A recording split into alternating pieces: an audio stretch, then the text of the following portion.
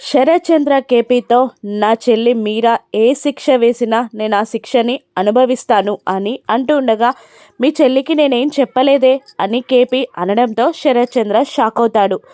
దాంతో హ్యాపీగా ఫీల్ అయి కేపీ చేతులు పట్టుకొని మీరాకి నిజం చెప్పకుండా ఆగిపోయి నా నెత్తిన పాలు పోసావు కేపీ, నువ్వేది చేయమన్నా చేస్తాను అని శరత్ చంద్ర మాటిస్తాడు కేపీకి. నిజంగా నేనేది చెప్తే అది చేస్తారా అని అడుగుతూ ఉంటాడు కేపీ.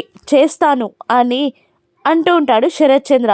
మీ కూతురు భూమిని కూతురిగా అంగీకరించండి అనడంతో ఒక్క నిమిషం ఊపిరి పీల్చుకొని అలాగే నేను భూమిని కూతురిగా అంగీకరిస్తున్నాను అని అంటూ ఉంటాడు శరత్ చంద్ర.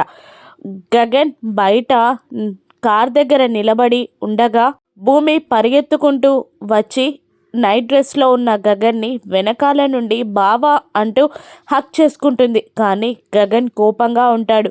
అప్పుడు కేపీ శరత్ చంద్రతో గగన్ని మీరు అల్లుడుగా అంగీకరించినట్టే కదా, ఒప్పుకున్నట్టే కదా అనడంతో ఆలోచనలో పడిపోతాడు శరత్ చంద్ర. కానీ నెక్స్ట్ మినిట్లో సరే అలాగే నేను గగన్ని అల్లుడిగా ఒప్పుకుంటున్నాను అని అంటూ ఉంటాడు శరత్ చంద్ర.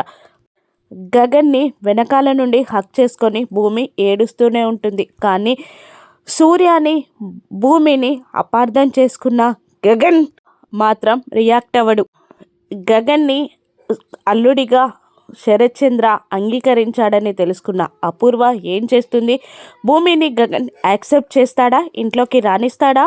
భూమిని మాటలతో బాధ పెడతాడా? రానున్న ఎపిసోడ్స్లో చూద్దాం. Thank you for watching.